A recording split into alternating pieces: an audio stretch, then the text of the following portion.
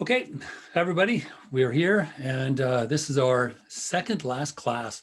This 3 months has flown by. It's there it is, right? So we literally have this class, and where we're going to have a double bill with Helen and Judith presenting their works in progress, and then next week, I guess we can kind of do a final overview and wrap up, and then Emily will be presenting some ideas that she is looking to get some feedback on regarding anarchism.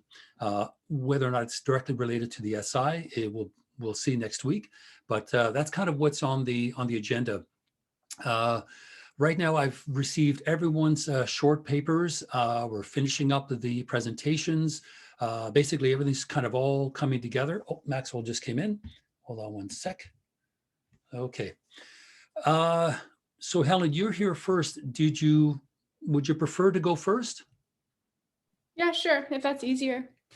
Okay, because we're going to try to do two presentations within a period of time that we normally devote to one. And I am going to be as unrude is not a word, but to be as not as rude as possible, but just, okay, that's enough. So what we're going to try to do is give ourselves maybe 50 minutes for each presentation. So we'll have, and of course, questions in between. That way we can have everybody present, and we'll have basically time to present without having to rush through it. So somewhere around the top of the hour, because I mean, obviously it's 10 o'clock right now. So around the 11 o'clock mark, we'll wrap up with your presentation.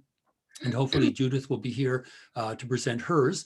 So without further ado, I don't really have any sort of housekeeping items. As I've mentioned, everything is now in and is in the process of being marked. And the next step really, once we finish these presentations, is to finish up with a research paper. And I'm hearing back for Chris, for example, rereading some of these texts, they start kind of revealing more information. And given that we are looking at the SI sort of from different perspectives individually, rather than the collective mass of ideas, doing it this way, I think allows all of us to kind of unpack it at our own pace and see some ideas of interest, and others to say, okay, I see how this fits together. So as you kind of reread the material, you'll find that kind of starts to happen. And I'm taking a sort of a third run at my book, and I'm still finding stuff that, oh, okay, connect this. That's the way it is. So without further ado, Helen, I will hand the floor to you to present your paper on, I think you wanted to change the title from the gendered body and dérive. I will leave it at that. Yeah, I don't have a working title right now, but it's basically about gender wandering in psychogeography. So, one sec. Okay. Did you need for me to make you the host if you're sure? Okay. No, I'm just going to read. I have a script thing, so. No problem. Okay. So, in my final paper, I'm going to incorporate sound into contemporary feminist psychogeographical methods. By placing feminist psychogeographic methodologies in conversation with sound studies literature about the sound body, commodified listening, and acoustomology, I hope to reconceptualize the wandering subject within a dérive as a sound body, as defined by Deborah Kapjan. Reconceptualizing the wandering subject as a sound body will allow me to deepen, problematize, and further nuance the feminist psychogeographical method as posited by John Bridger, as well as others that are similar to his, that are summarized in his article. But I'm mainly going to be focusing on his work. Also, in my paper, I'm trying to not abstractly theorize too much, and instead ground my claims in either real-life experience and or concrete examples of the ways in which SI thinking of psychogeography and dérive have been implemented in educational settings, mainly university settings, only using theory to expand on the ways in which these implementations could be further nuanced and expanded in productive ways. Okay, I guess before I get going, I'll just define psychogeography and dérive again. I mean, I know we all know what they are, but anyway. So psychogeography can be understood as, quote, this is straight from the Cadnab book, the study of specific effects of the geographical environment on the emotions and behavior of individuals. A derive is a method through which a person may pay attention to how the psychogeographical effects of environments affect their emotions, like behavior, psychology, etc. It's defined as, quote, a mode of experimental behavior linked to the conditions of urban society, a technique of rapid passage through varied ambiances. The term also designates a specific uninterrupted period of deriving. So rather than a conscious stroll through the city, a derive is supposed to be more spontaneous, not part of the daily routine of the wanderer, all that stuff. The psychogeographical contours of the city are what guides the wandering citizen, and I view sound as a neglected aspect of such psychogeographical contours. Okay. When exploring the relationship between the subject, capitalism, and the contours of city environments, the SI don't really talk about sound that much.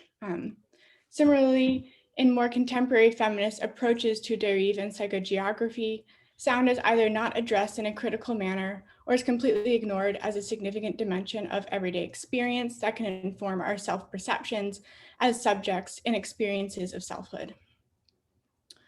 This is curious because much of sound studies literature explores how sonic dimensions of environments, such as like varying degrees of noisiness, that sort of thing, can play a significant role in how we participate in urban public spaces and view/experience ourselves within such spaces.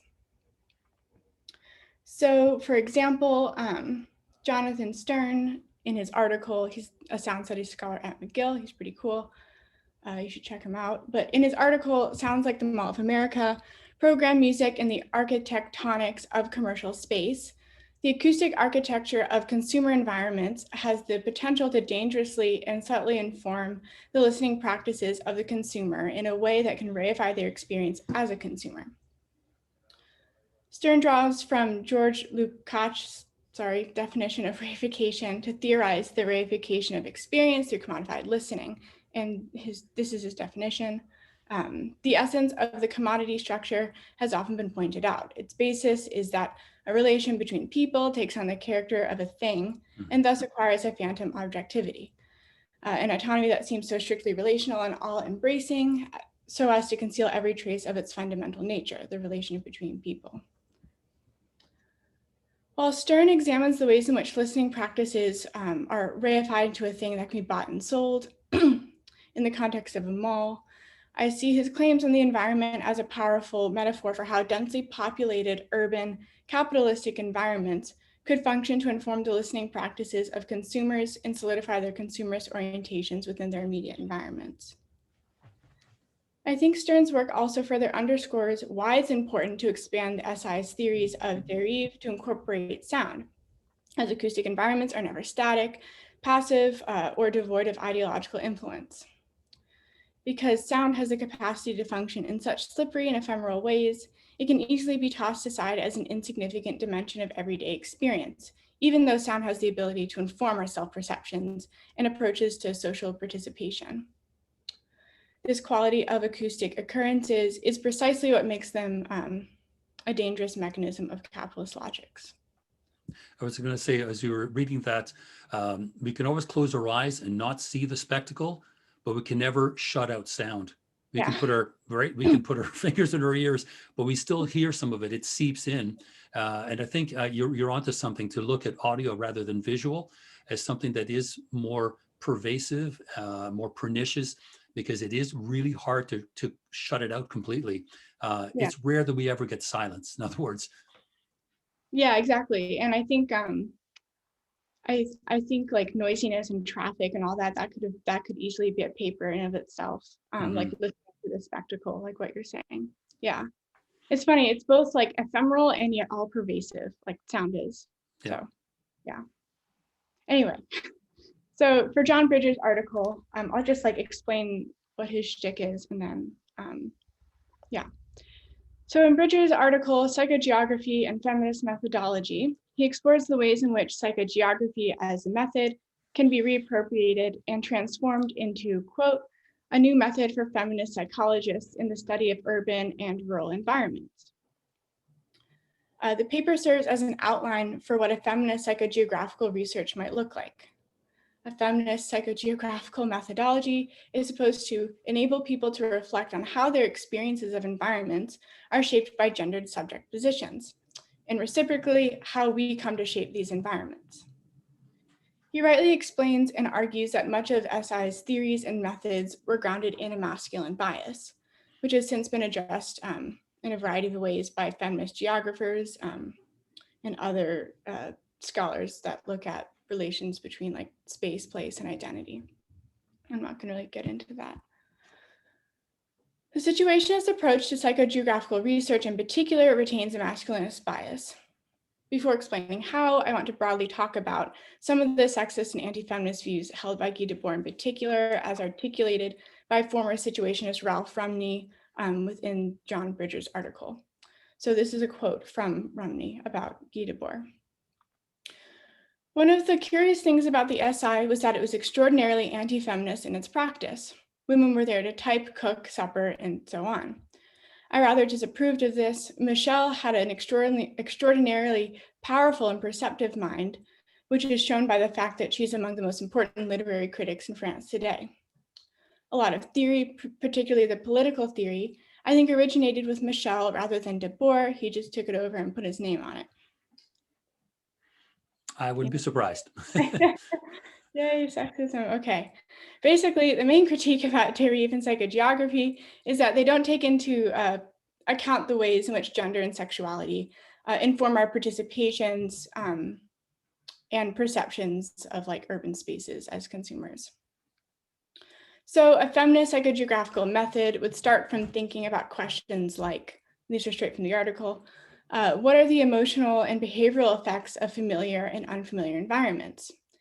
How do men and women enter and exit certain environments? What are my gendered experiences of specific environments? Are these places I would ordinarily visit? Why or why not, etc. Mm-hmm. So yeah, I'm gonna go back to those later and sort of reconfigure them after talking about sound and gender a little more. And hopefully in my paper, I'll do that as well. So the SI posit more or less an abstract subject without taking into consideration the given conditions of said subject and how those conditions might affect the realization of Derive as a method.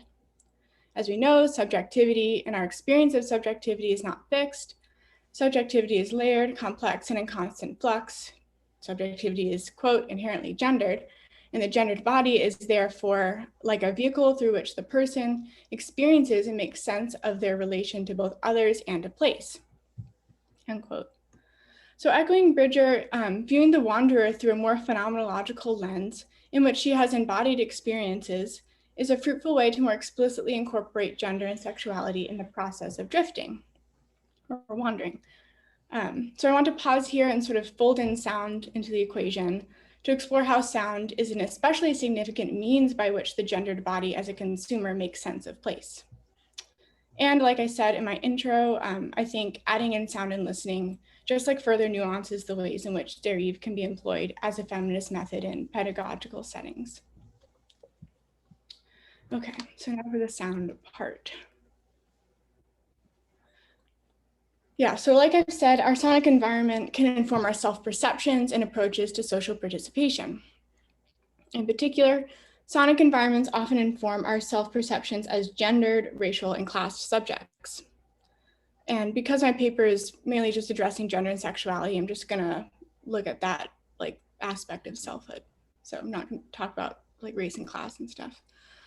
The example I want to use here to harken back to Bridger's research questions in order to reconfigure them is catcalling. I view the phenomenon of catcalling as compelling evidence for why sound should be more explicitly incorporated into feminist psychogeographical methodologies in pedagogical settings, because the phenomenon operates as a sonic extension of patriarchy that articulates certain urban spaces as explicitly gendered. And just to clarify, I'm just talking about male to female catcalling. It can take all different forms. Yeah. So catcalling is an example that shows how the sonic contours of the city can be a very painful experience for certain bodies, depending on the context, and it can in turn forcibly configure identities, even if only for a moment, through aggressively patriarchal sonic means. After someone is catcalled, the passing body usually automatically is marked as like gendered and sexed. Mhm. This is a sonic contour of the city that designates certain spaces as safer than others for certain bodies. Hopefully, catcalling only remains sonic and doesn't transgress into something more physical, i.e. violent means.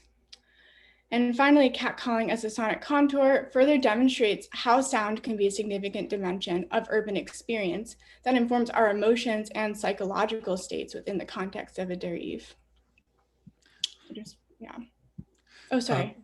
I was thinking here as you're describing the idea of catcalling that typically, stereotypically, it seems to be around construction sites, right? Again, I'm going to be completely stereotypical here, and I was wondering as you were reading how that has changed the way women would go downtown or have been going downtown for the last couple of years, because downtown has literally been upended with ripped up roads and laying sewer pipes and all the rest of it. Yes, it needs to be done, but it would be interesting to find out if women have noticed an increase in that kind of behavior from men. Now, again, we're being completely sort of heterosexist in this way of Yeah. men whistling at women, but with the number of men that are typically found on a construction site, if that has increased exponentially and has made that area a place that perhaps women would prefer to avoid, right? Some unfortunately have to work downtown. And the result is that, this now is an area that you would not want to derive through, or the psychogeography of it would be abjectly negative rather than positive. Because that seems to be one of the things that Debord and the rest of the SI don't kind of factor in. They seem to view psychogeography in a positive sense. And perhaps that's kind of maybe part of that blindness that they have towards the issue of gender. So the notion of psychogeography and derive always seems to be cast in a positive light, when in fact, depending on the gender of the person, it could be quite the opposite, as you've just described here. So certainly I would keep that in mind, that, the position that the SI typically take is one that this is a positive event and a positive strategy, when in fact it could be quite the opposite depending on who you are and where you are. And certainly catcalling is a very, very strong way to undercut this, otherwise positive and rosy view of psychogeography. Yeah.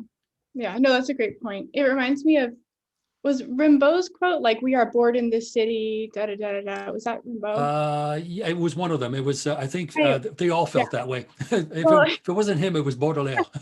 when I read that, I was like, I wish I was bored when I'm like walking around in a sketchy area. I'm not bored. It's a privilege to be bored in a anyway.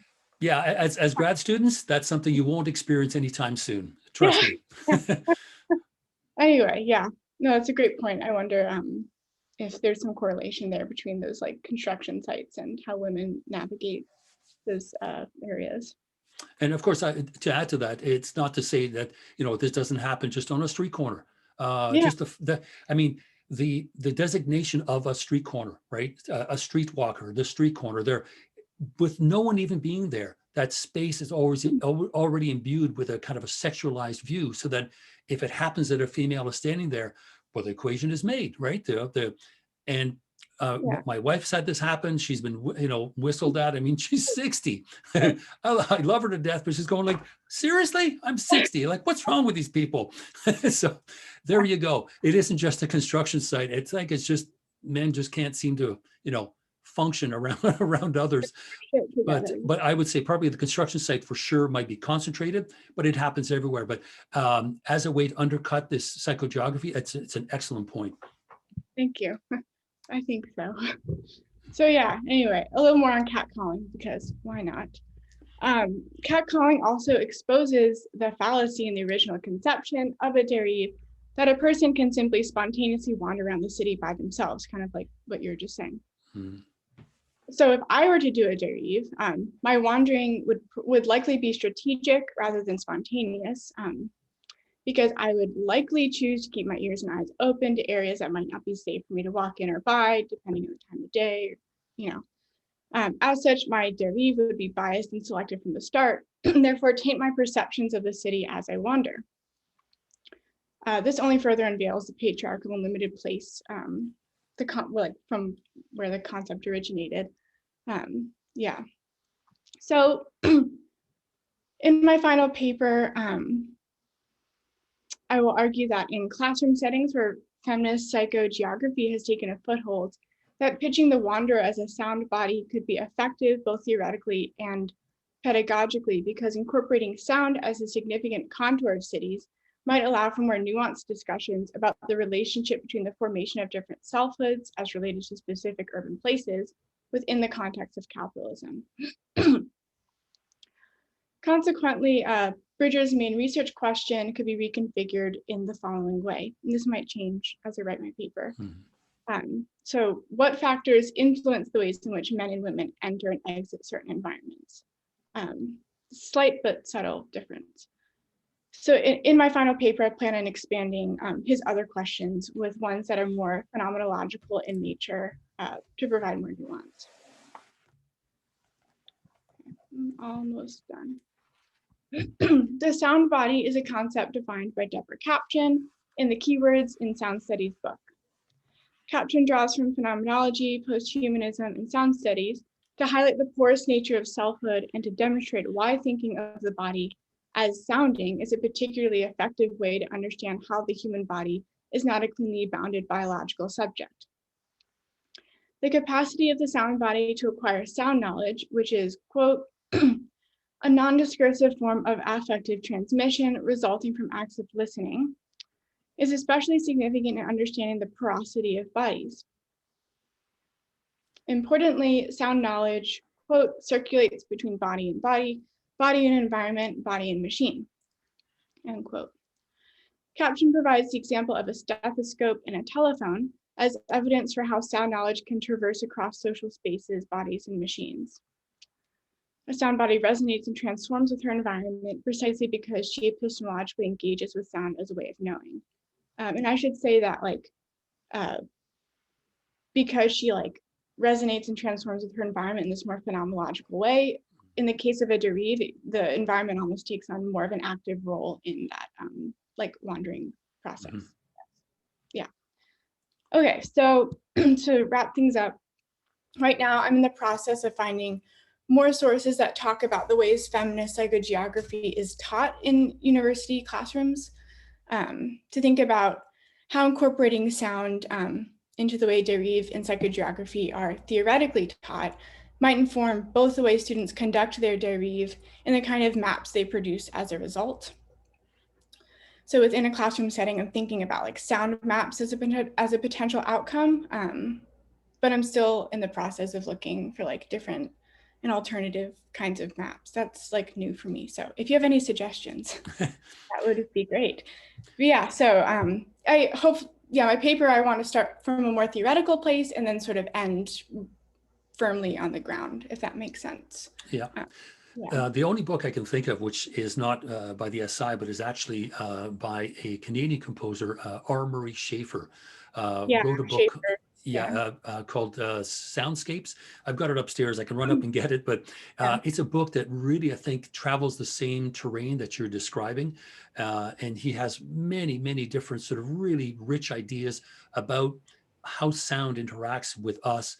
The only issue he doesn't address, though, is gender, which is, of course, a blind spot, and big surprise there, but it is a blind spot in his theory as well. But certainly that would give you some thoughts on where to begin, right? As you kind of bring these ideas together, and the workbook as well, definitely.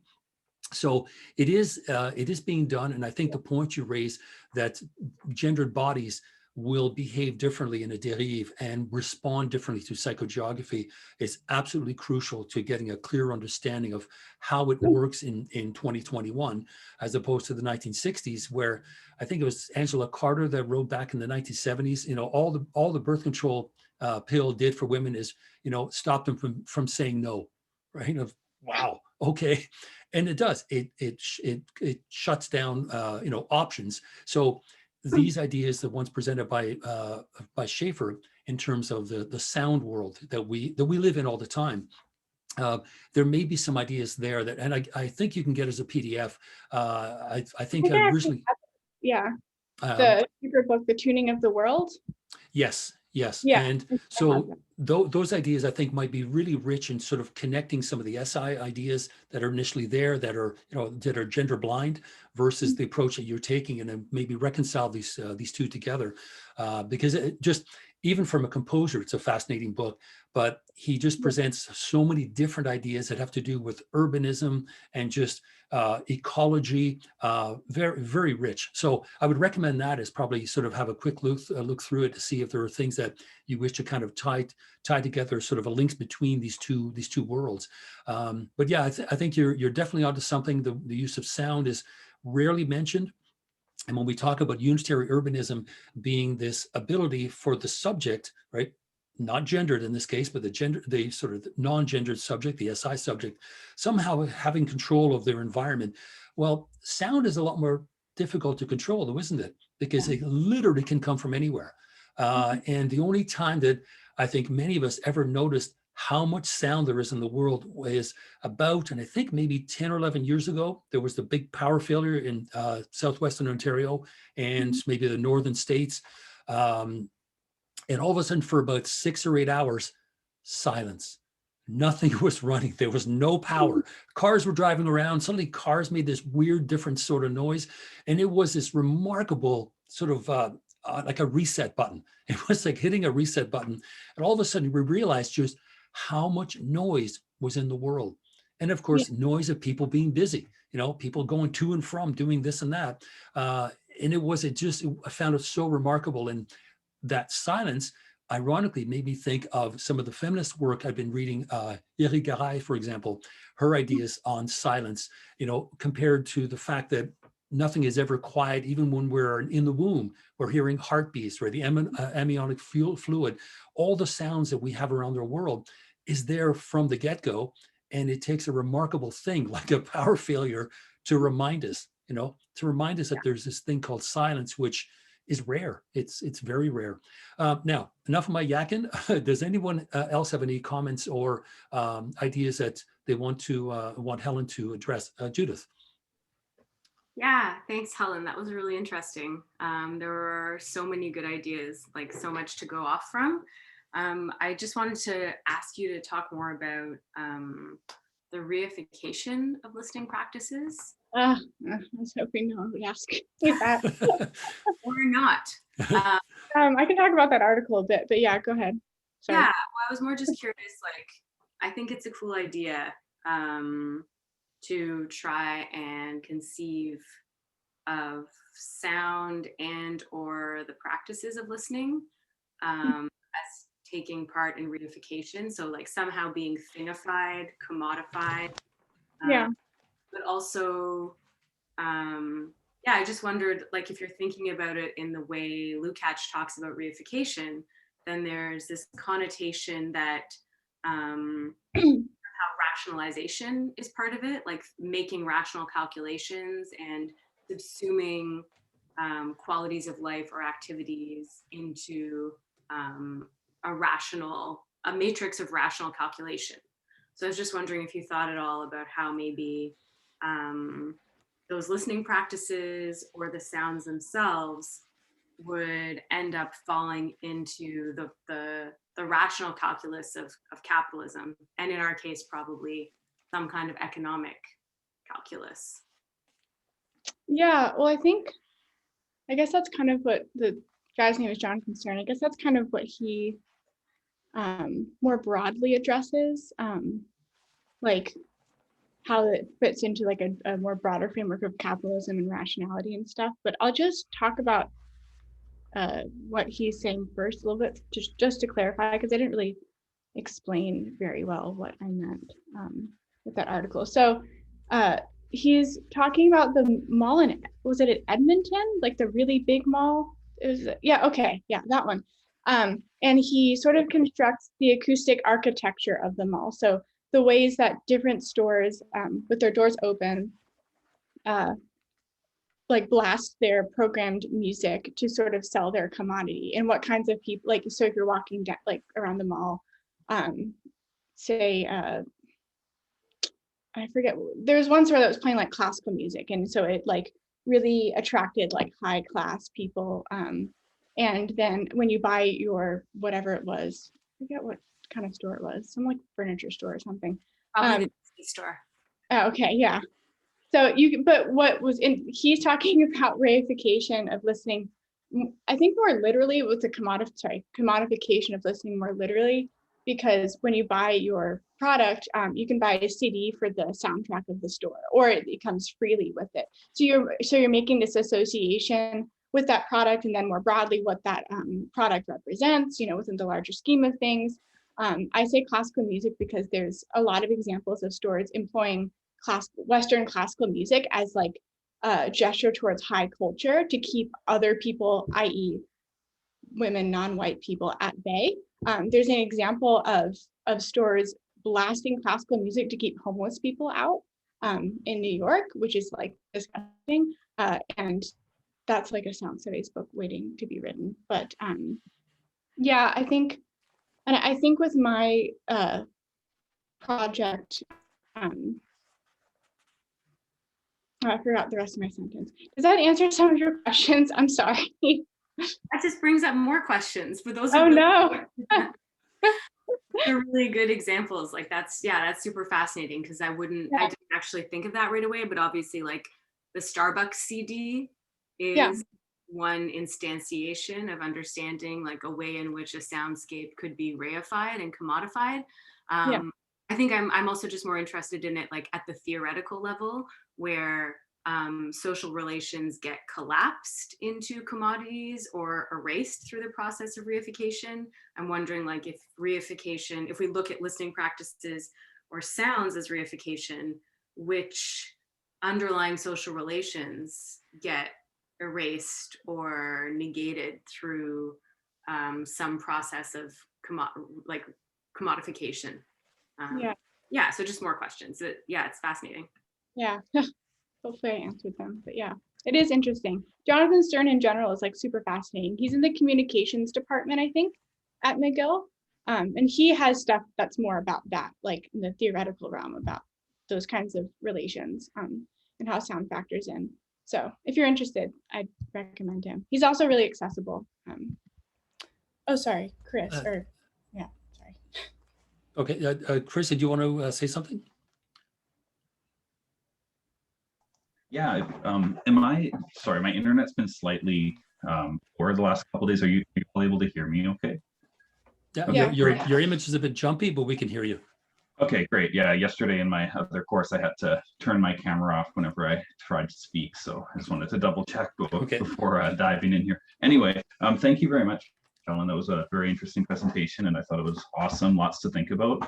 I really liked your analysis of catcalling as it relates to kind of the male-centric thinking in terms of derivae as well. Sure, there's the city is going to, in terms of psychogeography, kind of give you an guide to where you would walk in this kind of flaneur, free-flowing state. But obviously, for men and women, that's very different. I wondered, one thing that I was thinking about in terms of another like sonic example is like maybe it's more contemporary and not as applicable to SI in terms of just the infrastructure at the time, but lots of sirens in the cities as well, like a lot of different areas as well have like kind of that throughout the night sirens downtown versus if you're in like a residential kind of cookie cutter neighborhood and things like that. Do you think that that's kind of a similar example to catcalling, perhaps not as extreme, of course, but like in terms of like a male versus female perspective and how that would like impact like navigating a city in terms of like this flaneur sort of free flowing, I guess, SI kind of take on one way to approach it. I can put the quote too, just as like from the De Boer thing that you mentioned. This was the one that I skimmed as it's a bit line broken in the chat there, but the main part that I was thinking of is fixed points and vortexes strongly discourage entry into or exit from certain zones. And obviously like those those discouragements are very different. And obviously in terms of men, it made me think of like the example of you like walk through Victoria Park at night or something like that. Like for me, I've had the experience where I just like don't really think about it. But then if I'm with like a friend who's like a girl, they've explained to me like, oh, I would never ever do this if I wasn't with multiple people. And it's just a really kind of it's like a tangible example. So yeah, I don't know if siren, like other sonic example I was thinking of as you were speaking about the cat calling example. No, you're actually speaking to an aspect of sound studies. So yeah, it is definitely like the siren, sort of that noisiness, right? Who is it? I think Jennifer Lynn Stover, I think she's the one who talks about this in cities. So just for like a, say like Toronto or something, like a really big, densely populated city environment,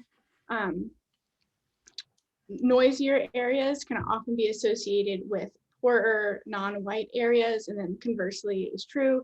The rich white upper class areas are usually much more quiet, much cleaner. And so there is that tension there about like what sonic environments represent what kind of bodies. And I do think that would factor in to a derive, maybe probably differently from how catcalling functions. But there are like associations between like varying degrees of noisiness in cities and like the people who live in those areas. And so that's why, I don't know if anyone's read like noise literature, but like that it largely addresses the stuff that you're saying. That's why when a lot of areas, like more upper class areas, are like, oh, you know, it's too loud for us, you know, some like people get really annoyed by that because there are more like racial and class implications with noise. And Armory Schaefer has actually been really criticized for that by privileging silence over sound and noisiness, because there is an implicit racial and class bias in those categories. So I think you're right to like talk about sirens and all that. And it definitely would factor into psychogeography and derive at that, like the fixed point in vortexes that strongly discourage entry into or exit from certain zones. I think it would definitely affect that part of the quote that you brought attention to. Yeah, it's like a sonic impact on it. May not necessarily be like a determining factor or something that you're like constantly thinking about, but it's like I guess that to me is kind of the element of psychogeography where it's stressing it almost comes across as like it has psycho in it, so it's sort of redundant to say this, but like almost like too psychoanalytic. But maybe that's just because I've never liked reading Freud very much. I don't know. But yeah, interesting stuff to think about for sure. Thank you again. Yeah, and to your point too, like I probably wouldn't do a derive by myself, and I probably would choose to go with a guy, and probably with a guy who's taller than I am, and like you were saying Victoria Park. Like honestly, maybe I sound psycho, but whatever. I think it's totally fair. Like in that personal anecdote for me, it was just like I don't know, it was like a wake up moment. I was much younger, by the way. This was when I was like, I don't know, probably like 20 or something, and it was when I was starting to really come to be more aware of like those gender differences that perhaps I wasn't as cognizant of during my like teenage years. But I think anybody can, just not psycho, just psychogeographic. Nice. Yeah, I like that. I also just to contextualize this, I just put the YouTube link that, I didn't finish my sentence there, but that was a video that I thought of as you were speaking about catcalling as well. It's like a 10-hour kind of condensed version of a woman walking through New York, and like the frequency at which she is catcalled is like very alarming and disheartening for sure. Yeah, thank you. I will probably watch that with anger. I was going to mention just to add to Chris's point, the certainly passageways and entrances and exits that should be not entered into. There is kind of borderline criminal behavior in sort of implying they could be trespassing, right? And that's certainly not, that's gender blind trespassing, no matter who you are. And there's also, to add to that, certain areas like what Schaefer is talking about with silence.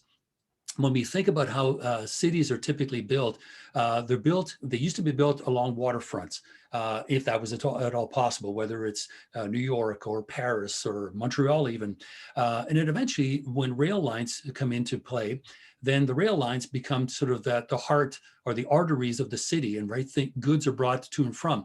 So as the city grows out and away from the rail lines, it initially, which is what brought the city into being in the first place, as you move further and further away from the rail lines, properties become more of a premium. It's much quieter. They're more sought after. And I'm sure all of you lived in a place where there was the proverbial Pill Hill, right? That's where all the doctors live, up there. And Pill Hill was always up higher than the rest of the city, and it was quieter up there. There were no railroads there. And so, well, I guess what I'm getting at is, even certain parts of the city, because of what runs through it, in this case, a rail line, it is typically associated, like in London, the East End, right? An East Ender in London, we've got rail lines all over the place. Now, do we want to live here? Absolutely. I love being here. But at the same time, there is still, from those that don't live here, the perception that Old East is of a certain type of place, not necessarily because of the rail lines, but that seems to be a predominant feature, that the closer you are to the rail lines, somehow the properties are cheaper, you can afford them, you can put up with the noise, right, is what it is. And of course, once you get the rail lines, you get the factories. Now, we don't have very many factories anymore, certainly not the one I used to be in, and east of Adelaide, right, that's exactly EOA. And so that area has that connotation, but over and above it, the connotation is, if you really think about it, partly because of the amount of noise that is generated from all this, this rail traffic. And we hear it, and we basically just tune it out. For me, what was worse was with my window open in the summer, and I could still hear, the factory I worked in still running. So I'm laying there in bed going, I should be at work, I should be at work. And so there's my Pavlovian reified existence. I am only a worker. I don't even have time to sleep. So that certainly that was stopped shortly after I thought about it. But the point I'm making is, certain areas of the city, just by their very nature and how they are developed, are already noisy, simply because of the surrounding, the transportation. And so right from the get-go, that's not a gender issue. It's more of a class and issue than anything else, but still kind of part of that package. Emily and Maxwell wanted to add some comments.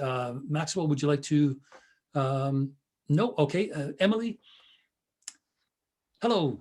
Hi, hi, Helen. Thanks. That was really great. It made me think about a lot of different things. And I just wanted to say that link I sent, hopefully it worked. It was just a link to Google Images, is a map. I don't know anything about it, but it's a map. I just have a little description open here in the work text, called The Map of Tenderness by Madeleine de Scudray, something French like that.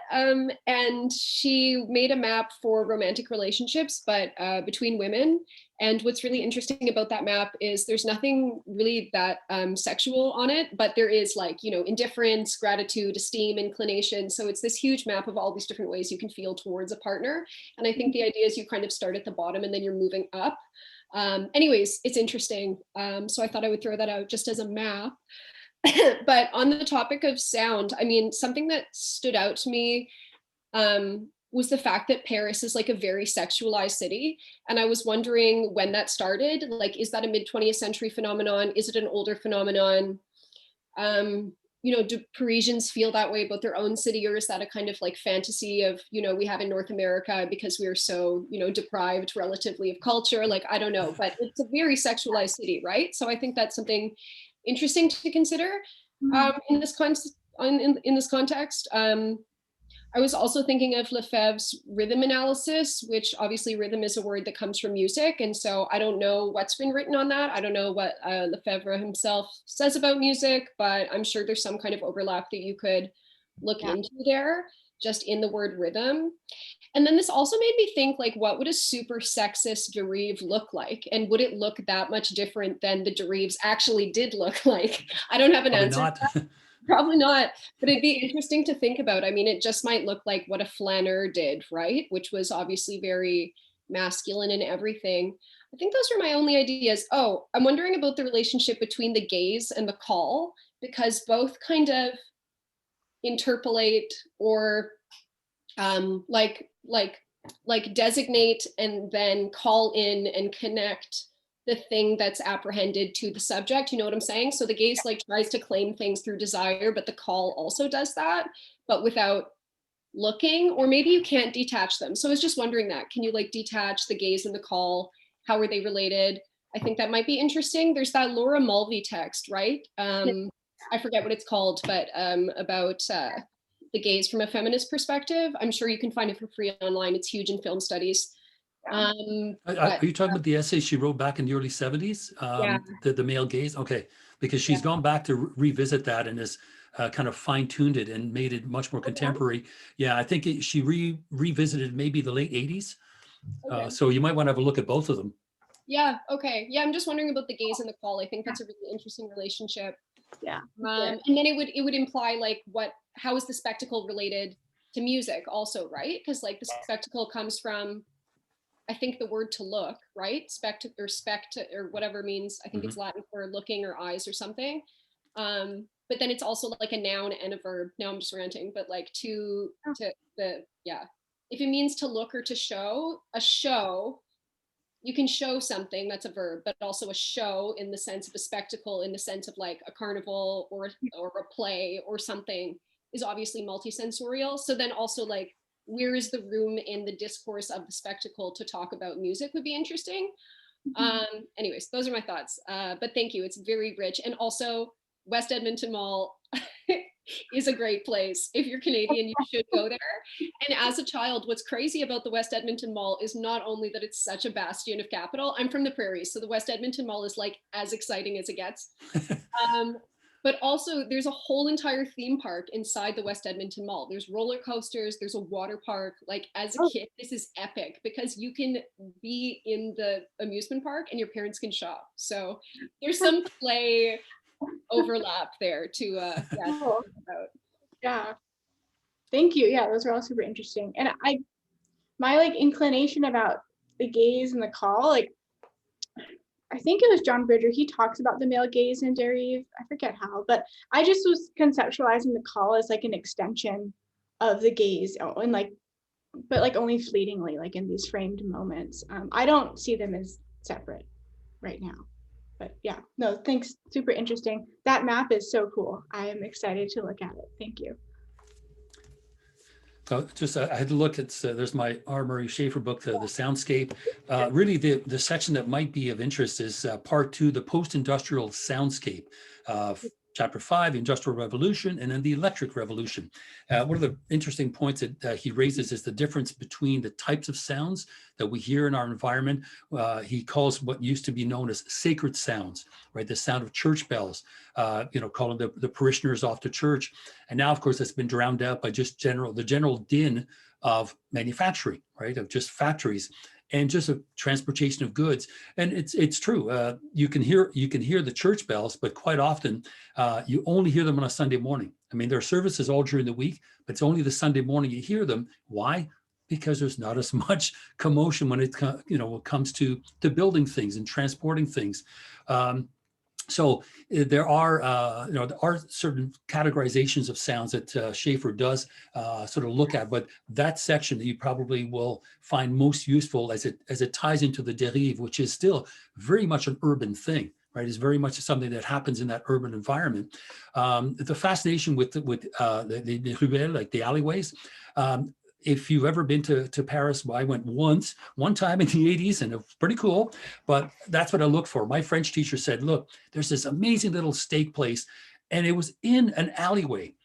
But she said, no, don't worry, but it's not scary. It's where life is.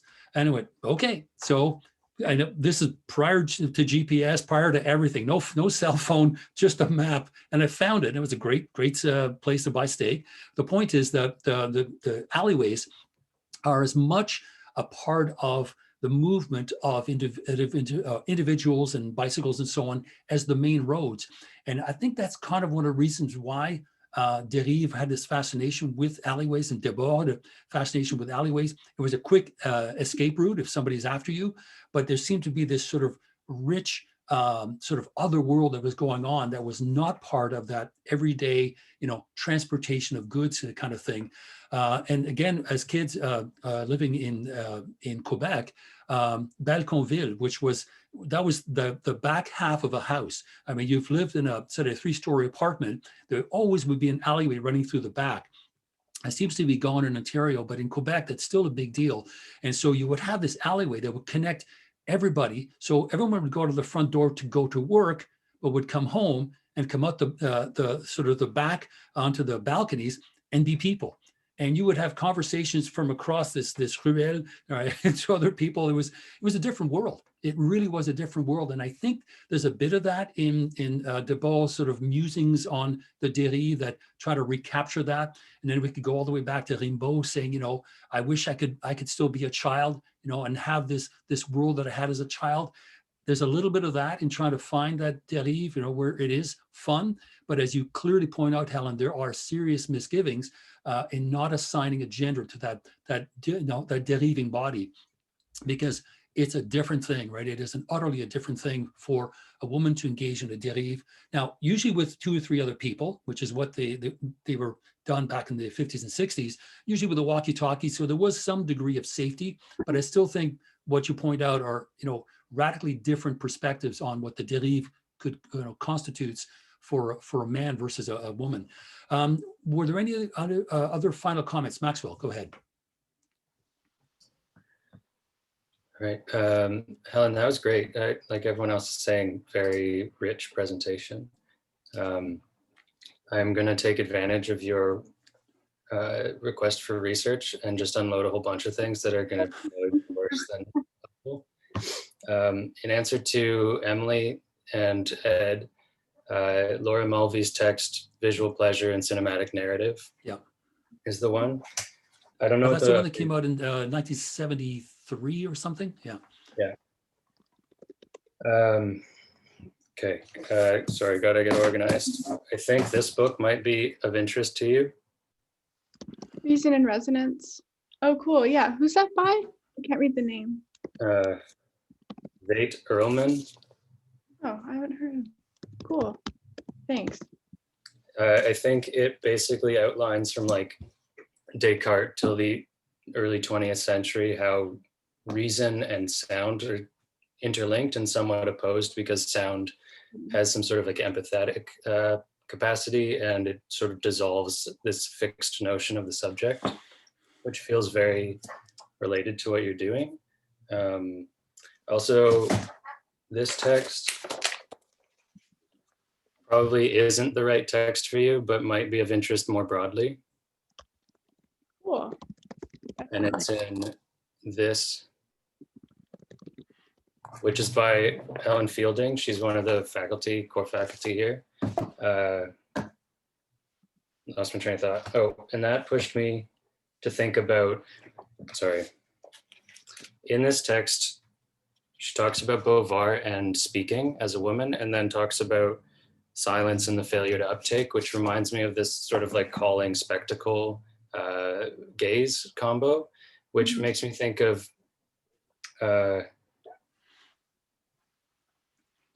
Jorel Andrews. She has a book called Showing Off. Here, I'll just send it in the chat. This book talks about vision, but from the perspective of appearing as opposed to looking. And if you switch all of that from vision over to sound, I feel like there's something there for you. And in a similar sort of train, this guy seems very like it's all vision, but it questions beauty and posthumanism and feminism. So this switched into terms of like sound and resonance, I think would be really fascinating, but it's not useful in terms of quotation for you. Almost done. Oh, braiding sweetgrass. No idea if that's helpful, but seems like it's in your field. Thank you. And then the last thing is that Nick Weiss is a PhD student here at the center. He's now done coursework, but his research is on Lefebvre and sound and social space, and particular busking. And he could probably send you towards texts that probably aren't useful for the paper, but for your research in general. Thank you. And that's my long list. I think I'm done now. Thank you. Those All are right, thank you. those are really interesting. I've read Mulvey, of course, but others I have not. So thanks. You're welcome. All right, thank you very much, Helen. Fascinating talk. I'm glad that it's sort of reshaped into some new ideas from its initial sort of, positing this, what I want to look at. That's exactly the reason why I enjoy doing these, because it gives you a chance to kind of revisit the material and sort of keep working on some new ideas. And hopefully after today, there'll be some other avenues that you might wish to pursue. Okay, so we have a double bill today with Judith also presenting as well. And hopefully we're going to have just as much time. I know that I can be I can be converting this file while doing another Zoom. I was worried before because I lost my connection. So let's go to at least 10:02 today. So this way that will give Judith an hour to present and to field questions. So we'll try to wrap up around 10 to noon because my next Zoom is at noon. So it'll give us a little bit of leeway in between. So Judith, I would like you to then go ahead and start to present, and then we'll do the same setup. I'll have some questions after. Okay. I don't know if that's directed to yourself. So basically just your working title and then your presentation. Yes. My working title is Language in the SI. I'm not sure. I didn't know I was supposed to have a working title. No. That's it does not have to be etched in stone. Here I am. Hello. Yeah. I apologize in advance if these ideas are not as organized as Helen's, because they are not going to be. And also if they are not as advanced, because I haven't moved forward much since I just like sketched out things for my paper. But luckily, most of you haven't read my paper, so it will be novel and thrilling to everyone except Ed. Okay. So yes, I guess the working title is Language in the SI. Let me just open this thing. Yeah, and primarily I am concerned with language and power, language as a vehicle for power, and the political dimension of language that the SI bring to light and interrogate. So I'm going to just outline, I guess, the central concerns that I identified that the SI locate in the space of language, and I'll also raise some questions along the way, and then I'm sure people will have thoughts, and maybe Maxwell can do a little book report for us.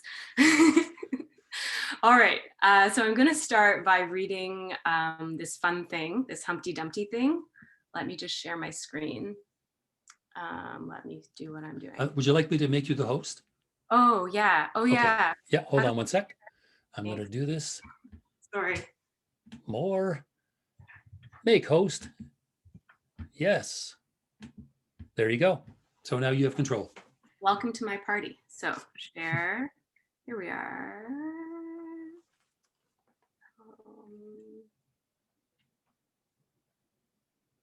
All right. So here's a little excerpt for you from Lewis Carroll, Through the Looking Glass, which I think we commonly think of as like Alice in Wonderland or whatever. All right, here's my poetic reading. This is Humpty Dumpty and Alice in conversation. There's glory for you. I don't know what you mean by glory, Alice said. Humpty Dumpty smiled contemptuously. Of course you don't, till I tell you. I meant, there's a nice knockdown argument for you. But glory doesn't mean a nice knockdown argument, Alice objected. When I use a word, Humpty Dumpty said in a rather scornful tone, it means just what I choose it to mean, neither more nor less. Alice considered a little. But surely, she said in a sudden flash of inspiration, you simply have to agree with me that glory doesn't mean a nice knockdown argument. It means glory. Not the slightest bit, humped Humpty Dumpty. I disagree with you totally. Ah, replied Alice cunningly, so you do agree with me, for when I hear someone say, I disagree with you, I think they mean, I agree with you totally, don't you? When I hear a word, it means just what I choose it to mean, nothing more nor less. It is a most provoking thing, Humpty Dumpty cried, breaking into a sudden passion, when little girls make it impossible to disagree with them. So, said Alice, now you do agree with me that glory means glory. Wrong, Humpty Dumpty exclaimed triumphantly. It would be all right for me to say that I disagree with you meant I agree with you, because I believe in that sort of thing. But you don't, or you wouldn't be being so awkward about it. You can't go using other people's arguments against themselves. That's plagiarism. And then I'm just going to jump down a little more. We don't need this part. I'm down here. The question is, said Alice, whether you can make words mean so little. The question is, said Humpty Dumpty, who is to be master? That's all. Alice waited to see if he would speak again, but as he never opened his eyes or took any further notice of her, she said, goodbye, and quietly walked away. But she couldn't help saying to herself as she went, of all the unsatisfactory people I ever met.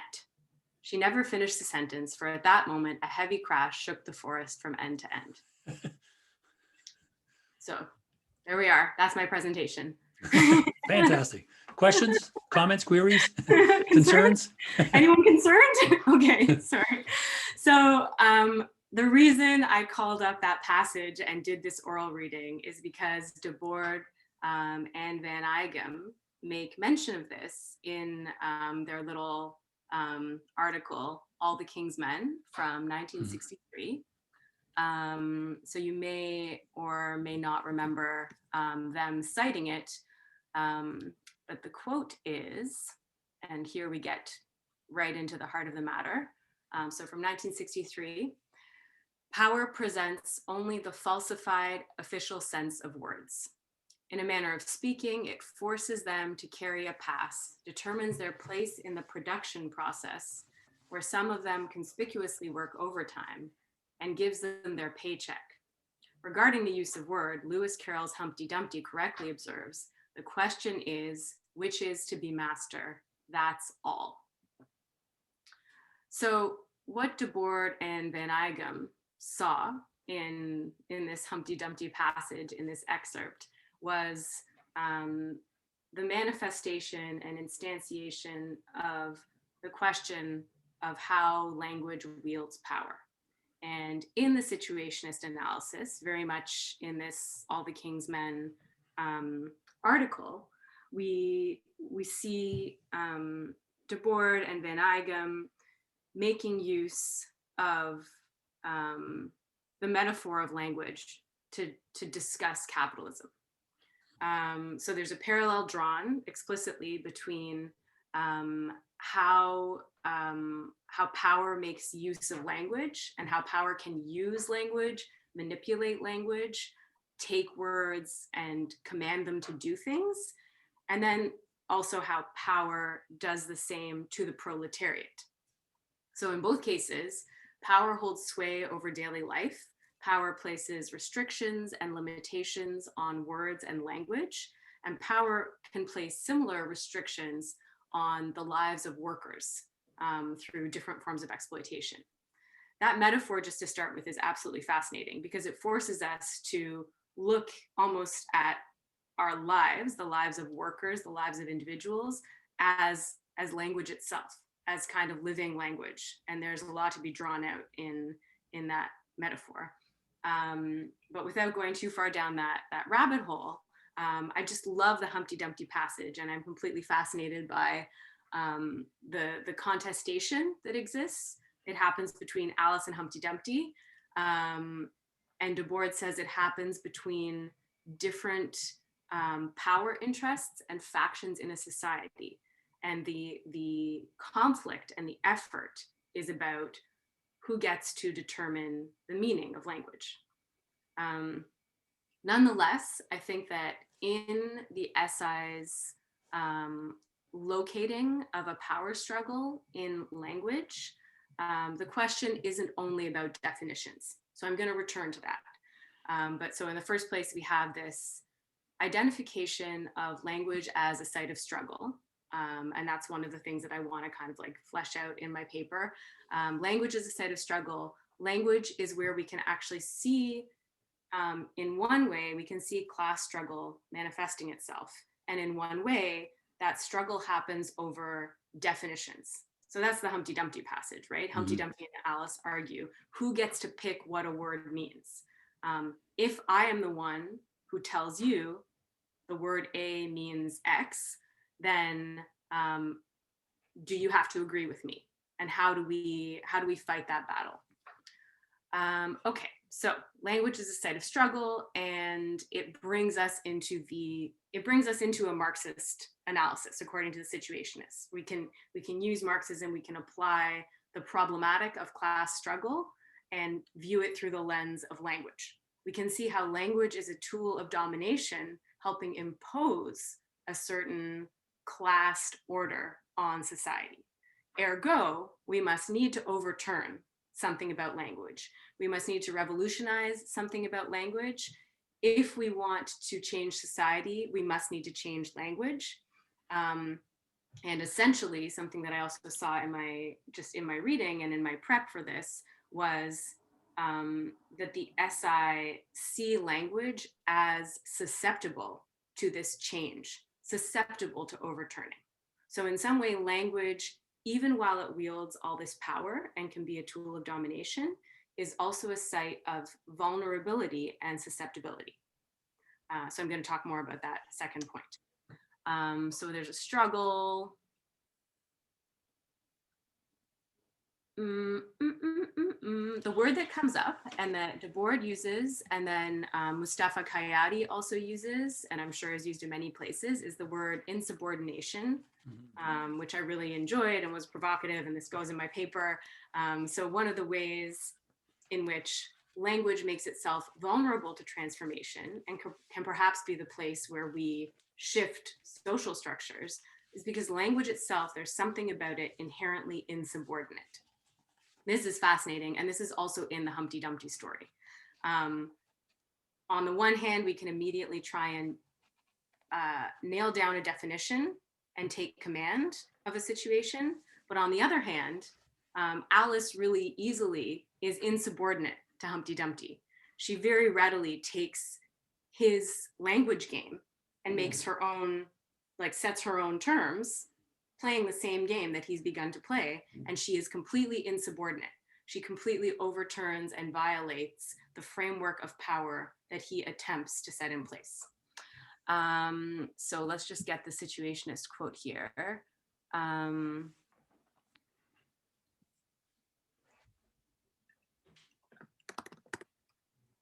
Sorry, I have to do a word search. So Debord says it's in the same paragraph in All the King's Men, where he talks about Humpty Dumpty. We should also understand the phenomenon of the insubordination of words, their desertion or open resistance, manifested in all modern writing from Baudelaire to the Dadaists and Joyce, as a symptom of the general revolutionary crisis of this society. So this is fascinating. He identifies insubordination, and he sees the place where we can locate this insubordination of language in poetic language, which I will have to follow up on. But so he cites Joyce, Baudelaire, and the Dadaists as being able to bring into being this insubordination of language. But he also says that this insubordination is a symptom of the general revolutionary crisis of society. I don't think all of the SI theorists would agree with him there, because I think it's important that if they try and interpret the insubordination, the power for insubordination in language as the site of revolutionary praxis, then it's not just a symptom of the struggle. It's not an outcome of a revolutionary struggle that we see that language can be insubordinate. In fact, there is something inherently insubordinate in language. That's what I would argue. And I think that it's other situationist theorists, as I was reading, argue that as well. So the fact that language is insubordinate is not an outcome and is not a byproduct of revolutionary struggle. It's actually innate to language I would argue, in itself. I'm just going to add in what you've just mentioned. I think maybe about a month ago, I had you take a look at a translation of the first few chapters of the Henri Mechanic book, Modernity. And in this essay here, I was just on page 409, as you were discussing it, was reminding me of this. So the line is, because literature, poetry, is what is most sensitive in language to the pressures of the period, to the tensions of the known and the unknown, of the subjective and the collective, it is what is most revealing of language and of the social. So as you pointed out, it is not because of, it is inherently built in. Language is slippery, right? Language is manipulated and used and reformulated. And really, as Saussure mentioned at the beginning of the previous century, we just agree to it. At one point, we just agree to it. Now that kind of elides somewhat, who does the agreeing and on behalf of whom. But I think that's where the SI step in and say, hold on, it isn't just society, it's the dominant order in that society. So language feels the pressures of social and political movements and expresses them back, but it is an inherent quality of it. And as much as Saussure says it's an agreement, Debord takes it further. He says, no, it's an agreement amongst those that are in power, those that are part of the dominant order that seek to make sure that language says only this, right? And that it reduces that, the possibility of being poetic, which to me, when I, it sounds like a strange phrase, but Judith, did you have a chance to look at my email I sent you last night? Okay, so I'll just say that very briefly. I don't know if you bring it up, but I looked it up. I Googled it like everybody, and I said, okay, how many words in the English language? There's about 1 million words. We use about 170,000 of those, and maybe 20 to 30,000 that each individual uses. But you go to the French language, it has about 100,000 words. So it is 1/10. 60,000 of those are in use, but they generate 350,000 different meanings. So you have 100,000 words, each of them meaning 2 or 3 different things at any given time. So if we were to be poetic, we would want to keep that fluid and flexible and responsive to the environment and to the conditions and the context and the speakers and so on. I think that's about as poetic as we can make it, short of writing poetry. But I just wanted to sort of introduce that idea. I don't know if you take it further, but it's an important one because the French language is particularly apropos to this kind of thinking, this to think poetically, because the language generates more meanings than it has words. So it's a very connotative language rather than English, which is a very specific scientific language where you can express things in a very precise sort of way. But French has got that connotative quality that, whether you wish to call it poetic or not, seems to lend itself to that kind of thinking. Anyway, I just wanted to point that out. Yeah, thank you. Yeah, that's great. And I like speaking French. I only did recently learn that there were fewer words in the French language, but it was so helpful for understanding why I could never make direct translations in my head between French and English. Like so often you're like, what is the French word for this English word? And it turns out there isn't one. Nope. So the fact that I couldn't come up with it wasn't like my own failing. It was that there was no one corresponding French word. It was actually, there's usually like a phrase in French that explains one English term. Anyway, but what you're saying, it links to this Van Eyck passage that I just want to share with you as well. So I think, I started just by identifying language as this site of struggle and trying to emphasize how the SI see it as political. There's a few different pathways through and out of this problematic. So one that I got pretty excited by was, it's in the Mustafa Kayati article that we had to read. It's Captive Words, Preface to a Situationist Dictionary. And it's written 3 years after All the King's Men, that I quoted from, where the Humpty Dumpty comes from.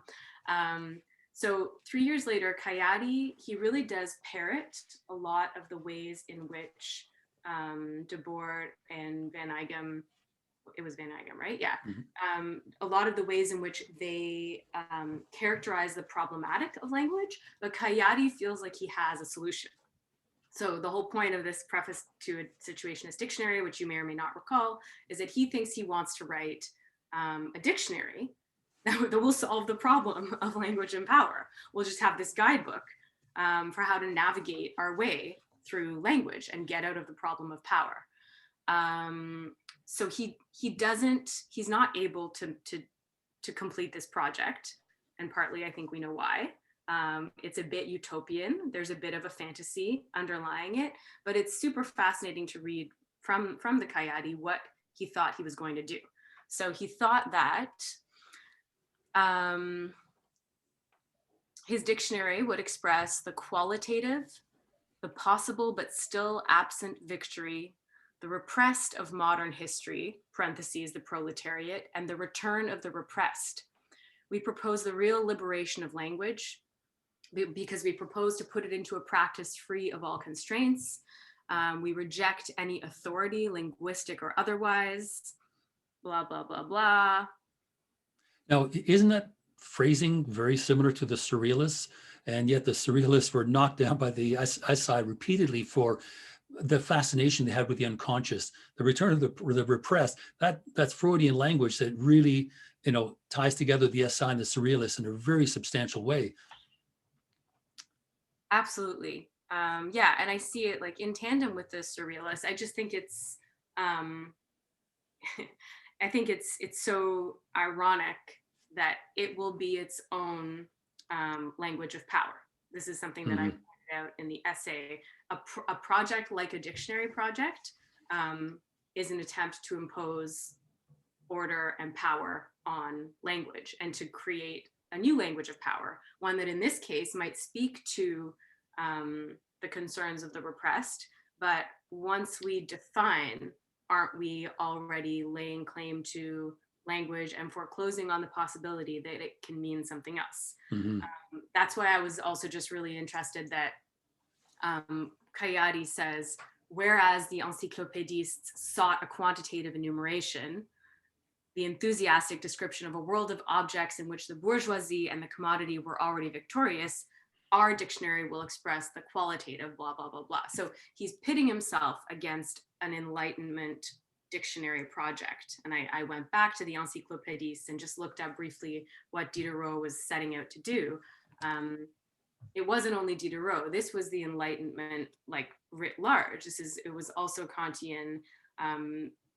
There was the attempt to define, catalog, extensively lay bare the meaning of the world in texts. It's part of why Kant calls his work the, what's it called? The, not the dictionary, the, oh my gosh. Is that weird where the propedeutic or something like that? It's there is one Kant book that is like, what is that, a foundation, a basis? I don't know if that's the one you're thinking of. The word was just so funny because I spent months at it. The problem is just like the opening, but his whole project is like an encyclopedia.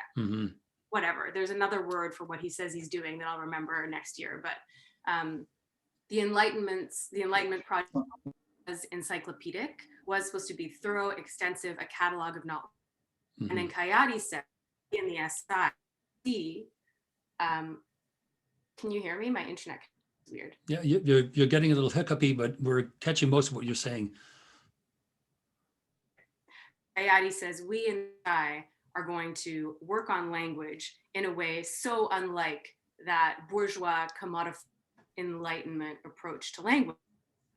Instead, we're going to liberate language, but it's still going to be in a dictionary. So I think there's a paradox. I think there's a problem there. Yeah. Paradox, if you will. Yeah. Trying to remember the word for concept.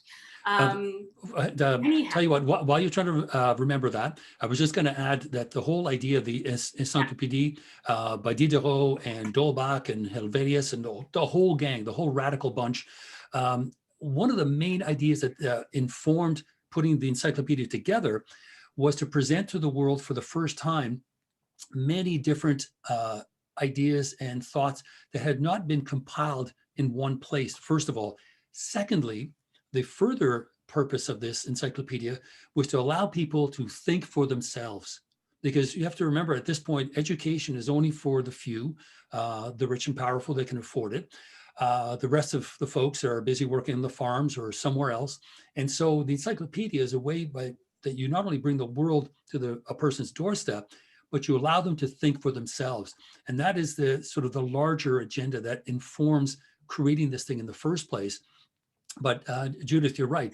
By creating a dictionary or an encyclopedia or some kind of compendium of one sort or another, locks in meaning, right? It locks in what language can do at this particular point. So if you are going to try to create a dictionary of qualitative words rather than quantitative, yeah, that's going to be difficult, to say the least. Any thoughts on the word you were looking for? I do want to just go on with my ideas, and Sure. yeah, that part of my brain has obviously shut down and is never going to be rotated. So Hayati's attempt at thinking about fronting this bourgeois system of language with a dictionary is only one path out of this predicament. And yeah, I think it's really fascinating to think of him trying to separate the forms of language to qualitative and quantitative, because we can pretty readily see what's problematic about trying to do with any linguistic expression. There's a neat dividing line between saying that's the bourgeois quantitative way of speaking of language, and we have the qualitative over here, as we know in late capitalism and through a lot of other analyses and theories and critiques, those are entwined. And is the quantitative and qualitative manifestations of language, it's entwining that has become problematic in capitalism. But anyway, that's an aside. The other way out of this problem is the path of poetic language, which is quite different than the dictionary path. But this is the one that Debord is obviously so passionate about. This is what we see so much in the SI, the prizing of poetry, the prizing of languages of experimentation, the prizing of literature, and of radical uses of language, which we would probably believe to be different than some kind of like rigid catalog. So Debord puts a lot of effort and time into telling us that poetry is going to be the path of the revolution. Poetic language is going to be the language that can undermine and transform the rigidly rational language of the bourgeois. And this, of course, connects to the Frankfurt School and that first generation of critiques of capitalism. Mm-hmm. And it's related back to Lukács and reification, because all of those theories together were very clear about the rational calculus that underlay the capitalist ethos. So to undermine that rigid rationality, the SI say, let's turn to poetry. Let's experiment with language. There's détournement. Here's la dérive. What can we do that's poetic? So I do just want to read this quote, or even share it on the screen because I highlighted it so colorfully, by Van Eyck in Basic Banalities, where he's talking about this. So in yellow, the discredit striking language is as deeply rooted and instinctive as the suspicion with which myths are viewed by people who at the same time remain firmly attached to them. How can key words be defined by other words? How can phrases be used to point out the signs that refute the phraseological organization of appearance? The best texts still await their justification. When a poem by Mallarmé becomes the sole explanation for an act of revolt, then poetry and revolution will have overcome their ambiguity. To await and prepare for this moment is to manipulate information, not as the last shockwave whose significance escapes everyone, but as the first repercussion of an act still to come. So I think this quote is fascinating because it is anticipatory of a revolution. Van Eyck is saying he's hoping for the day when a poem by Mallarmé becomes the sole explanation for an act of revolt. And that might be the point at which poetry and revolution together overcome ambiguity. But at the same time, there is something self-defeating that we can identify in the quote and the way that transcendence is defined, because it almost sounds like he doesn't think that we'll ever get there. But if we did attain that point, that would be the moment at which we had achieved true revolutionary progress. So I think that that is like inherent in the SI's approach to language and the problematic of language and power. And yeah, Ed, something you said about the surrealists, this is something I also pointed out in my paper, is that this hope for the path out of the language of domination via poetry was something that was tried by the surrealists just very shortly before the SI kind of like stole their thunder, and that failed. This is still early capitalism, but the language of advertising attempts to overturn it, attempts to play with it, attempts to say that, you know, to take an advertising phrase and flip it on its head. Those things didn't really succeed. The SI was the first version of, I mean, the surrealists, sorry, were the first version of a failure because, as Debord frequently mentions, they were co-opted. The surrealists were a huge disappointment to the SI.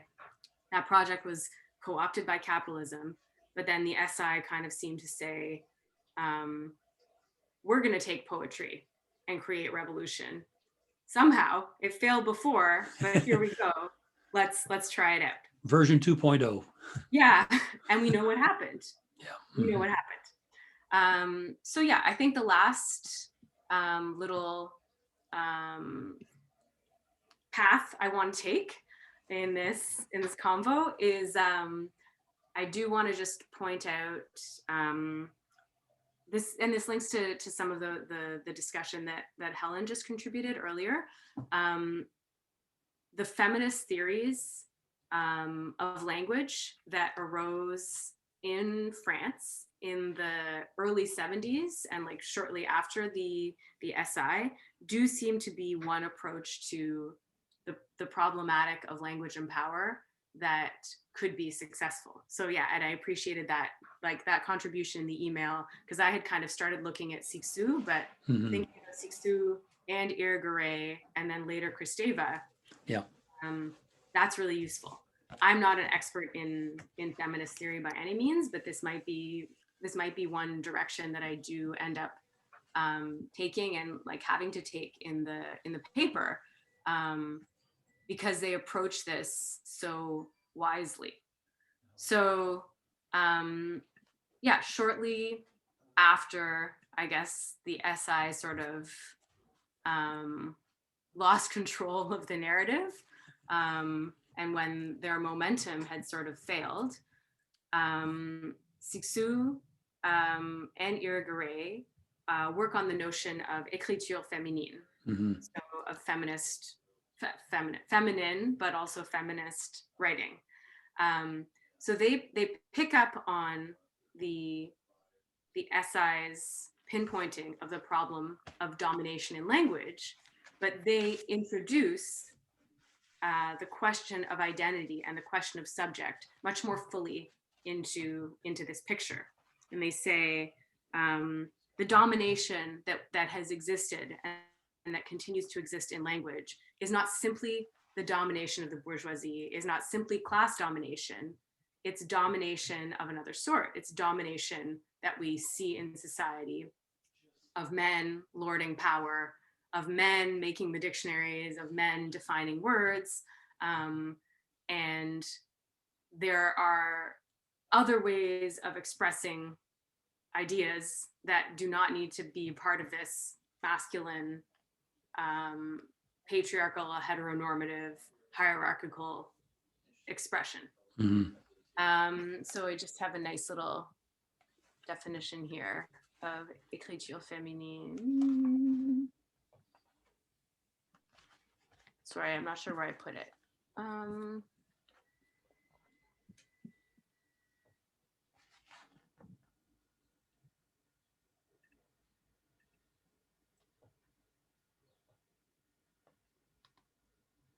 Okay, I can't find the one that I was looking for, but this is fine as well.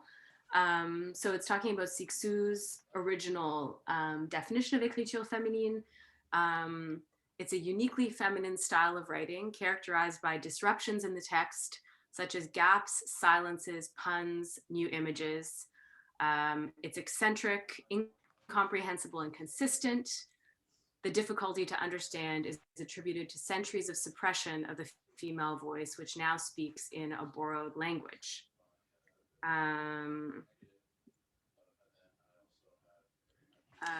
Is that coming from a newly born woman? Is it coming from that text or from a different one? No, this is from a different text. This is more just an essay that's a commentary. But I haven't done enough research into Cixous and Irigaray. I just more know like the overview of their positioning of women's writing. Just what I think is going to be fruitful about this is the fact that it reminds us how much the SI's conception of poetry and using poetic language remained very narrow. And we see it in the poets that they cite. We see it in the revolutionary language that they thought was revolutionary. It's Joyce, it's Mallarmé, it's Rimbaud, it's a bunch of white men who wrote a certain kind of poetry. And it turns out here that identity is integral to thinking about languages of domination. So while this does bring us a little past the SI, I think it's a really important, so just a really important argument for talking about domination in language and talking about escape from that domination. The very last thing I just want to say is that I think that the topic is so useful because when we talk about politics today, we are in many ways still inside of that same conversation about languages of domination. And there are still so many spaces of contestation that exist in language today, when even like where language is both overtly political and also in language that is not political. And we know we're all present inside of these constant debates of political correctness, people policing one another's language, people feeling policed by one another in expressions of language. And that's because we're still reckoning with the problem of languages of domination. Only I think today there is a more fulsome presence of the feminist approach to language inside of those conversations. And I think it is proving to be fruitful. So that's why going back to this originary point and looking at an earlier conception of the language of domination is just interesting to me.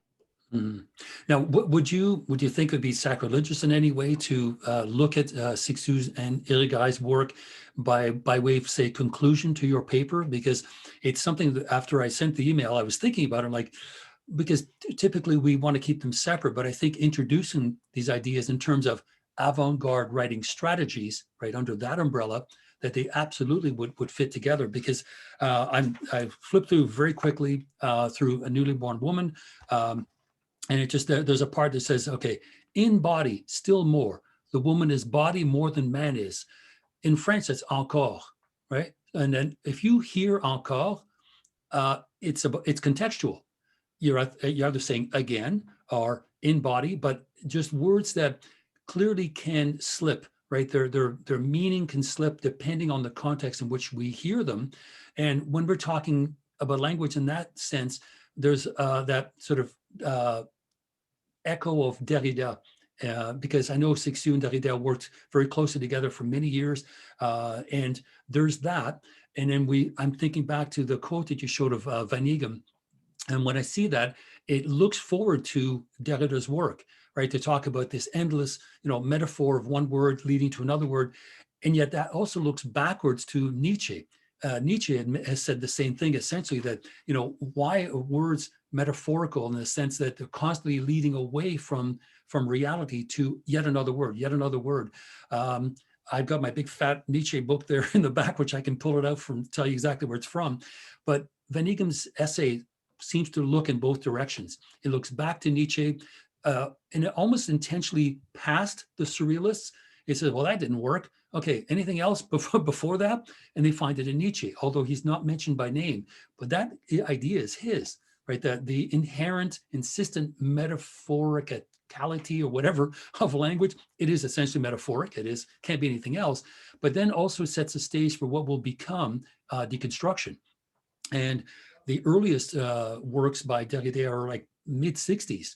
So it's in the air, right? It's people are thinking about it. It's just that the SI took it in this sort of more radically political direction, while the linguists and literary folks took it in a slightly different, more poetic direction, but kept it within the confines. And I think Cixous is the beneficiary of the work that was laid down more so by Derrida than Van Eeghem.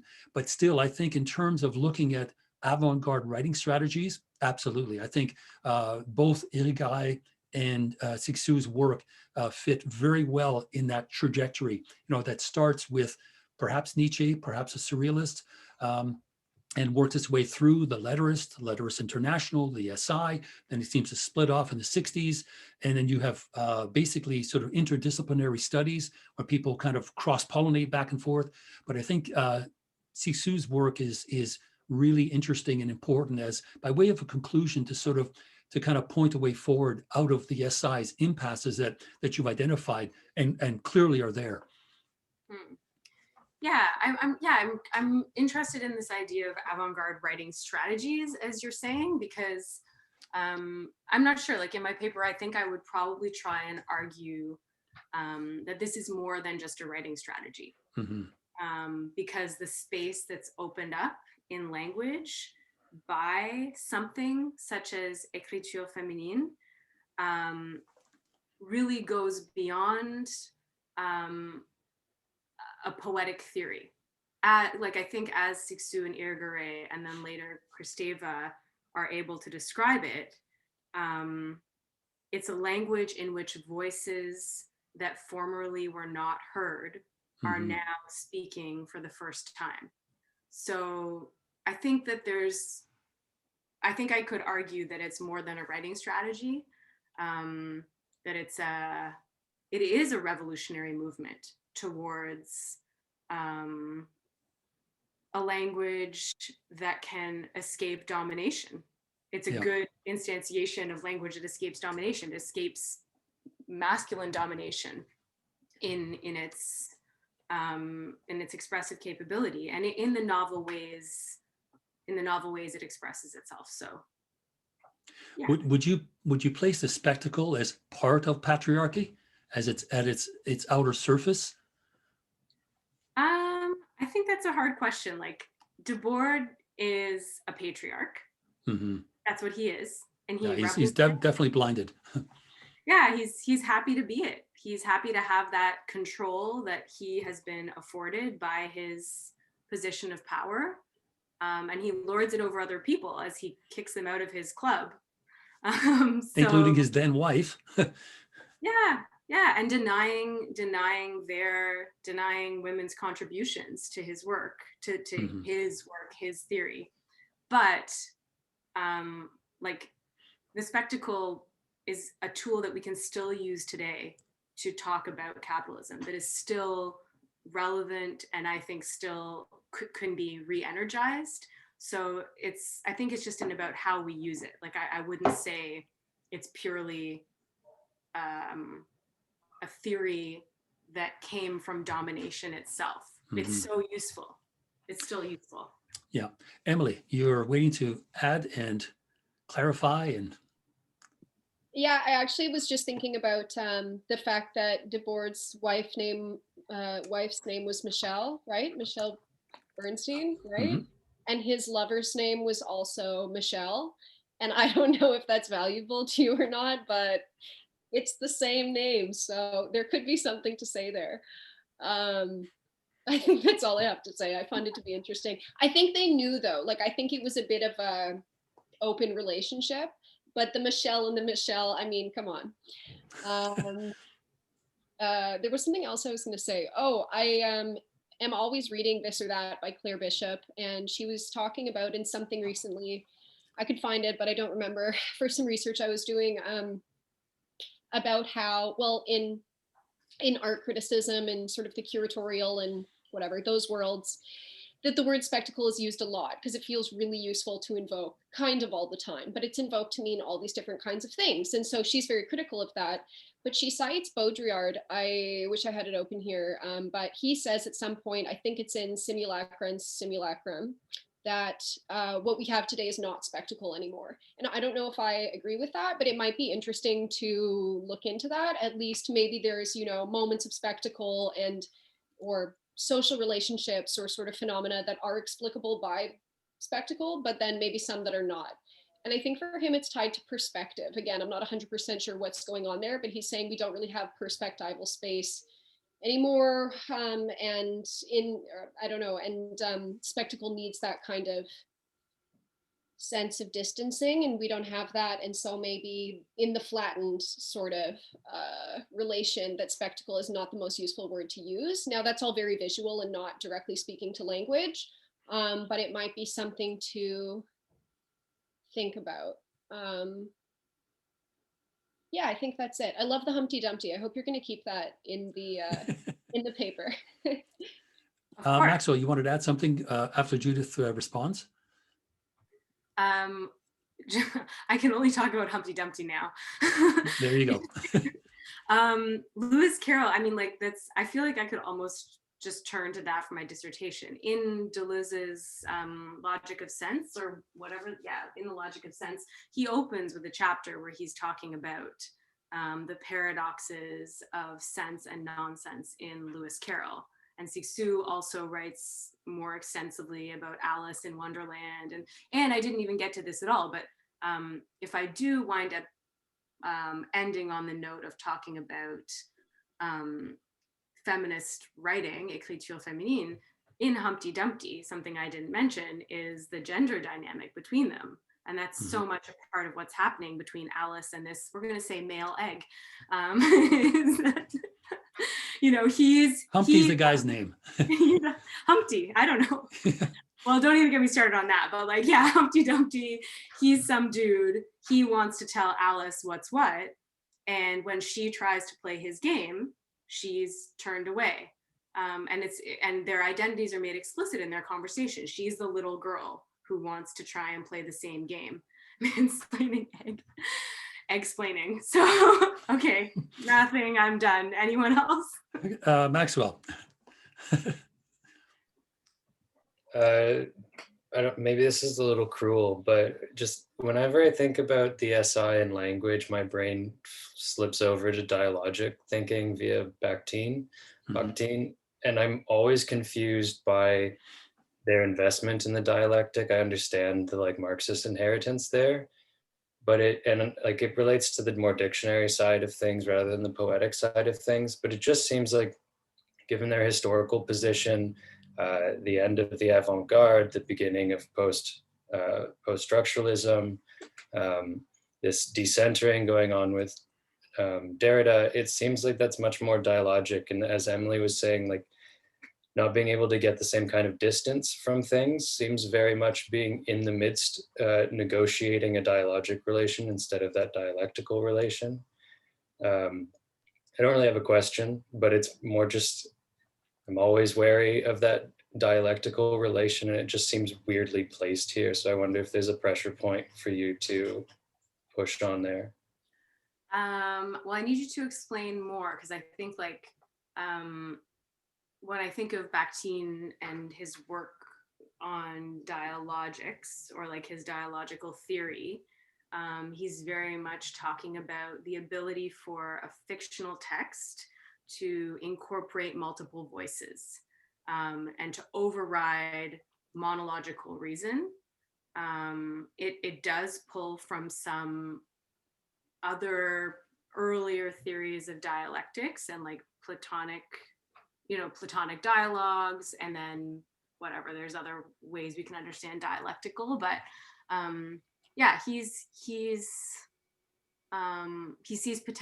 political potential in narratives that present a multiplicity of voices and a multiplicity of perspectives. And I think that in that theory, he's farther ahead than the SI get in their conception of what poetry can do. But do you want to say more about your thinking? I mean, you've already shown more background knowledge of Buckton than I have. But my thinking of the dialogic is mostly just negotiation. And actually, I'm thinking more of dialectics, which is a contemporary literary movement, or like part of a contemporary literary concept out of Kinu Braithwaite, Caribbean writer, which I understand is a water-based take on dialectics, critiquing dialectics as being landlocked in a fixed position, whereas coastal cities and coastal living doesn't abide by that kind of fixity, which is very dialogic in being, like, you do have poles, but the real like existence happens between those poles, and it's always kind of flexing. So that seems very post-structuralist, decentered to me, where you can talk about points, but to say that they're actually fixed in those spots forever, like a dictionary, is sort of ridiculous, that all of these things are moving constantly. And the SI, especially with like the derivé and the psychogeography, feels much more in line with that sort of philosophical stance than a dialogical fixed stance. I guess something else your comment brings to mind for me is just like the limitations in the SI's work when it came to thinking about viewpoint, perspectives, and subjectivity. So again, it was sort of,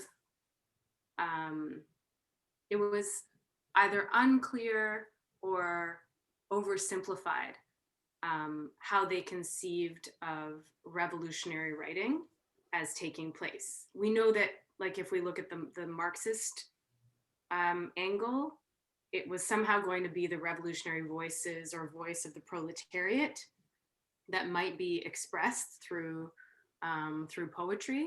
We knew the voice of the artist was going to be really important, but they didn't go, I don't think, but maybe Ed, you can contradict me or correct me, I don't think they went very far in conceiving of really who the subject or subjects speaking this revolutionary language were going to be, other than the fact that it wasn't going to be the bourgeoisie.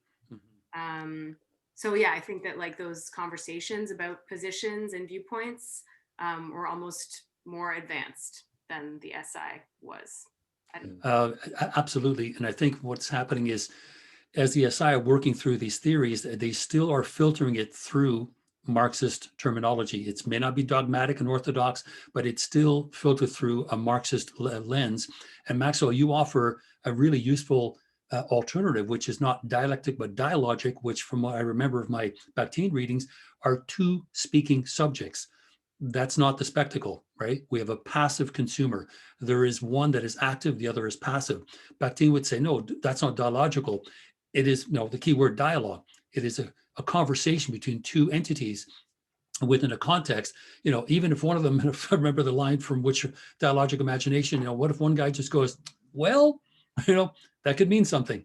And only Bakhtin would say that, but it's true. The dialogical one, that perspective is more fruitful because it is two speaking subjects, right? Rather than one active, and of course, obviously one speaks, one listens, but it's interactive, it's dialogical, there's movement back and forth, there's a sharing of ideas, as opposed to the more rigid Marxist view, because Marxism and subjectivity, you've got a tough time finding that terminology in Marx's work, because he always thinks in crowds, right? Thinks in groups, the workers, right? There is no gender. There is no gender in Marxism. There is no real subjectivity in Marxism either. And that, I think, Judith, you're right. One of the issues, one of the aporias, we'll say, speaking philosophically, with the SI is that inability to step outside of those Marxist terms, those Marxist ideas, as much as they are telling everybody else that, you know, you're being dogmatic and orthodox. Well, they unfortunately are, they're in a different bind, right? They find themselves in a different bind, and those blind spots aren't as helpful in trying to get them to navigate to somewhere new, that we now have other options, you know, other possibilities, dialogical thinking, the decentered subject, deconstruction, écriture féminine. All these ideas are maybe or maybe not the result of some of these impasses that the SI hit upon. But it's worth thinking about, because we can see ways out, right? The Northwest Passage was pointed to, but never found, right? It was like in that direction, and we're still doing it. I mean, I don't think that that passage is ever going to be found, but we're certainly keep moving towards it. Maxwell. I just remembered the Kant word, Well, architectonic. oh my God, yes. Yeah, that's a mouthful. You can sleep tonight, you realize. You won't be haunted by that. Maxwell. Ed, you're just reminding me that Foucault critiques Debord for his theory of spectacle being too simplistic, and instead talks about surveillance as a mode of vision and relations. And Jonathan Crary takes this up in particular in Techniques of the Observer, where he works with both of them. The point being that the subject is both the product and producer of these systems of subjugation, and that's where my mind goes in dialogic sort of thinking, is that it's a circuit. You're in it all the way through, and you're not fighting these 2 points, as Ed, you're saying, like these 2 speaking subjects. It's not just that, it's also that like both are also passive receivers at the same time. You're always being hedged in by what someone else is saying, and you're always hedging in others by what you're saying and yourself. So it's this very cyclical process. All right, well, today was a wonderful class, and thank you, Helen and Judith, for your presentations, excuse me, and fielding questions. I have another Zoom to do. I'm going to sound pretty raspy. I'm going to do my best Miles Davis imitation when I start speaking. So thank you very much, everyone. Next week will be our last class. I can't believe it. It's this soon. Emily, you'll be presenting some material. It will be all about you. What I can do is I'm going to take a look. I don't know if we have readings for next week. I know I kind of didn't have any for this week. I'll take a look. But what I'd like to do is to maybe kind of one final wrap up. And what makes more sense, Emily? Would you like to present first? Do you have a lot of material or just some ideas? Or would you like us to do the wrap up first and then you present? What works for you? I think I should present first to get it over with. Okay. I'll try to make it brief, and that way we can spend most of the class discussing, where we've been taken to. The proverbial final thoughts, right? Yes. Okay. All right. Well, thank you very much. So once again, everyone, thank you so much for a great class. And we'll meet one more time next week. I'll take a look at the readings for next week and prepare something brief. And hopefully we can segue it nicely into Emily's talk on anarchy and anarchist thought. So meantime, thanks very much. I'm going to try to shut this thing off as quickly as I can. So any questions about the essay, quick email for clarification, or, hey, what was that book you talked about? Because I always keep the chats here, and you can certainly have a look at those. But any other information that we talked about today, if you have info, by all means, quick email and we'll get that resolved. So in the meantime, thanks very much, and we'll see you soon. Bye-bye.